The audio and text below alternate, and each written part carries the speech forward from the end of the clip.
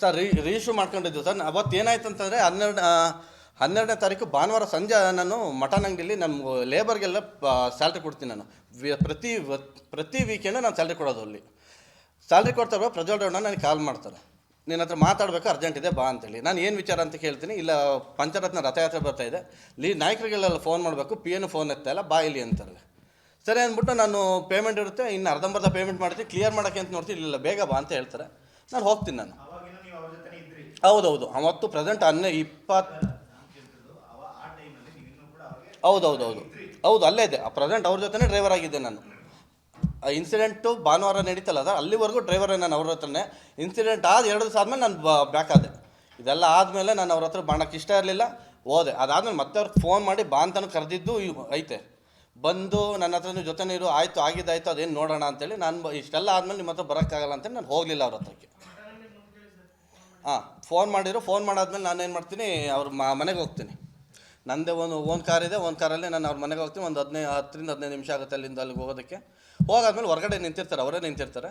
ಜೊತೆಯಲ್ಲಿ ಮನೆ ಕೆಲಸ ಮಾಡೋಣ ಬದೀತಾ ಅಂತೇಳಿ ಅವನು ಅಲ್ಲೇ ಇರ್ತಾನೆ. ಜೊತೆಲಿ ಅವ್ರ ಜೊತೆ ಕ್ಯಾಜುವಲಾಗಿ ಮಾತಾಡ್ಕೊಂಡು ಒಳಗಡೆ ಕರ್ಕೊಂಡು ಹೋಗ್ತಾನೆ. ನಾನು ಕ್ಯಾಜುವಲಾಗಿ ಒಳಗಡೆ ಹೋಗ್ತೀನಿ ಅವ್ರ ಮನೆಗೆ.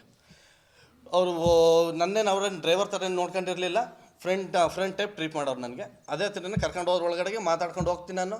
ಹೋಗಾದ್ಮೇಲೆ ಮನೆ ಒಳಗಡೆ ಭವನಿ ಮೇಡಮ್ ಅಲ್ಲೇ ಕೂತಿರ್ತಾರೆ, ಹಾಲಲ್ಲಿರ್ತಾರೆ. ಕೇಳಿದ್ರು, ನೀನು ಇವತ್ತು ರಜೆ ಅಲ್ವ, ನೀನು ಏನಕ್ಕೆ ಬಂದಿದ್ಯಾ ಅಂತೇಳಿ.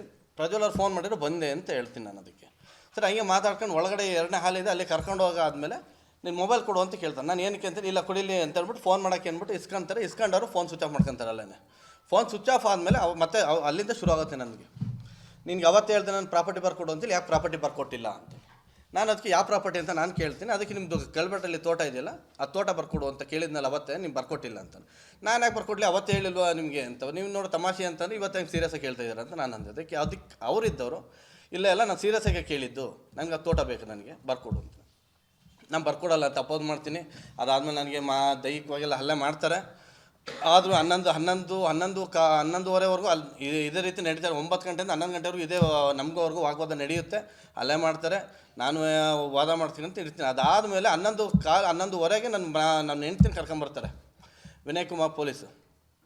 ಅಲ್ಲಿ ತನಕ ನನ್ನ ಹೆಂಡ್ತಿನ ಮನೇಲಿದ್ದಾಳೆ ಅಂತಲೇ ನಾನು ಅಂದ್ಕೊಂಡಿರ್ತೀನಿ. ಅಲ್ಲಿ ಕರ್ಕೊಂಬಂದ್ಮೇಲೆ ಗೊತ್ತಾಗೋದು ಪೊಲೀಸ್ನವರು ಕರ್ಕೊಂಬಂದವ್ರೆ ಅಂತೇಳಿ. ನನಗೆ ಕರ್ಕೊಂಬಂದ್ಮೇಲೆ ಅವರು ಭಾವನೆ ಮೇಡಮ್ ಅಲ್ಲೇ ಇದ್ದಾರೆ. ಅವ್ರು ಕೇಳ್ತಾರೆ ಅವಳಿಗೆ, ನಿಮ್ಮ ಗಂಡನಿಗೆ ಹೇಳ್ಬಿಟ್ಟು ಪ್ರಾಪರ್ಟಿ ಏನಿದೆ ಬರ್ಕೊಡೋಕೆ ಹೇಳ ಅಂತೇಳಿ. ಅದಕ್ಕೆ ಅವಳಿದ್ದವಳು, ನನಗೂ ಅದಕ್ಕೂ ಸಂಬಂಧ ಇಲ್ಲ, ನೀವೇನಿದ್ರು ಅವ್ರ ಹತ್ರ ಮಾತಾಡ್ಕೊಳ್ಳಿ ಅಂತ ಹೇಳ್ತಾರೆ. ಏನು ಅವ್ರ ಹತ್ರ ಏನು ಮಾತಾಡೋದು, ನೀನು ಹೇಳು, ಅವ್ನಿಗೆ ಹೇಳ್ತಾ ಇದ್ದೀವಿ ಕೇಳ್ತಾ ಇಲ್ಲ, ನೀವು ಹೇಳಲಿಲ್ಲ, ನೀವು ಬರ್ಕೊಡ್ಲಿಲ್ಲ ಅಂತಲೇ ನಿಮ್ಮ ಮನೆಯಿಂದ ಹೊರಗಡೆ ಇಬ್ಬರು ಹೋಗಲ್ಲ, ಇಲ್ಲ ಸಾಯಿಸ್ತೀನಿ ಅಂತ ಹೇಳ್ತಾರೆ. ನೀವೇನು ಬೇಕಾದ್ರೂ ಮಾಡ್ಕೊಳ್ಳಿ, ನನಗೂ ಅದಕ್ಕೂ ಗೊತ್ತಿಲ್ಲ, ನಂಗೆ ಅಂಟ ಉಂಟು ನೀವು ಮಾಡ್ಕೊಳ್ಳಿ ಅಂತ ಹೇಳ್ತಾರೆ.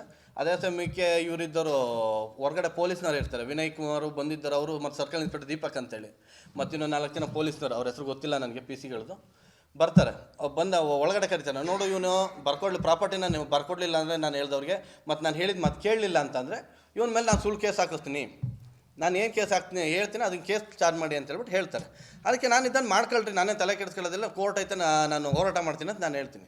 ಅದಕ್ಕೆ ಅವರಿದ್ದವರು, ಇಲ್ಲ ಪೊಲೀಸ್ ಇದ್ದಾರೆ, ನಾನು ಹೇಳ್ತಾ ಇದ್ದೀನಿ ಕೇಳು, ಅವ್ರು ಏನು ಹೇಳ್ತಾರೆ ಅದನ್ನು ಮಾಡೋದು ಕಲ್ತ್ಕೊಂಡಿನಿ, ಇಲ್ಲ ನಾನು ಮನೆಯಿಂದ ಹೊರಗಡೆ ಹೋಗಲ್ಲ, ಏನು ಬೇಕಾದ್ರೆ ಮಾಡ್ಕೊಳ್ಳಿ ಮೇಡಮ್ ನೀವು ಅಂತೇಳಿ ಡೋರ್ ಹಾಕೊಂಡು ಹೊರಗಡೆ ಹೋಗ್ತಾರೆ ಸರ್ಕಲ್ ಇನ್ಸ್ಪೆಕ್ಟ್ರು ದೀಪಕ್. ಹಂಗಂತ ಹೊರಗಡೆ ಹೋದ್ಮೇಲೆ ಭವನಿ ಮೇಡಮ್ ನನ್ನ ಹೆಂಡ್ತಿಗೆ ಹಲ್ಲೆ ಮಾಡ್ತಾರೆ.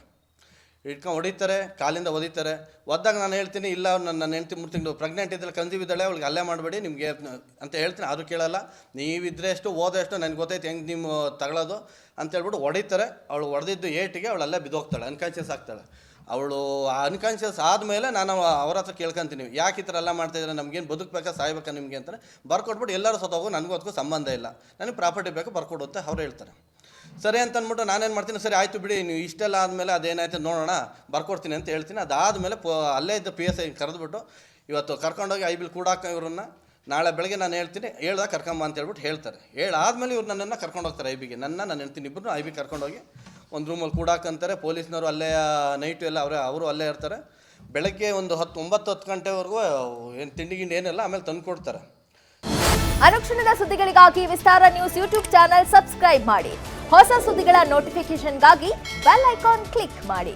ಲೇಟೆಸ್ಟ್ ಅಪ್ಡೇಟ್ಸ್ಗಾಗಿ www.vistaranews.com ವೆಬ್ಸೈಟ್ಗೆ ವಿಸಿಟ್ ಮಾಡಿ. ಅಂಗೈಯಲ್ಲೇ ಜಗತ್ತಿನ ಸುದ್ದಿ ತಿಳಿಯಲು ವಿಸ್ತಾರ ನ್ಯೂಸ್ ಕನ್ನಡ ಆಪ್ ಡೌನ್ಲೋಡ್ ಮಾಡಿ.